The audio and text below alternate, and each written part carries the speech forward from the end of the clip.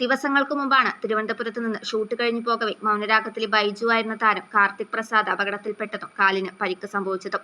ആ വാർത്ത പുറത്തു വന്നതിനു പിന്നാലെ നിരവധി പ്രേക്ഷകരാണ് ബൈജുവിന് വേണ്ടി വേഗം സുഖം പ്രാപിച്ച് തിരിച്ചുവരാൻ വേണ്ടി പ്രാർത്ഥിച്ചിരുന്നത്.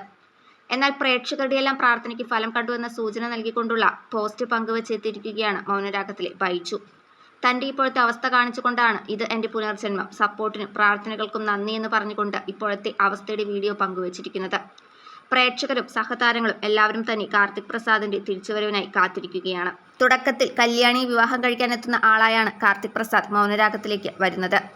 കല്യാണിയുടെ വരനായെത്തി പ്രേക്ഷകരുടെ ഇഷ്ടകഥാപാത്രമായി മാറുകയായിരുന്നു ബൈജു. പരമ്പരയിൽ പ്രേക്ഷകരുടെ ഇഷ്ടപ്പെട്ട കഥാപാത്രം തന്നെയാണ് ബൈജു.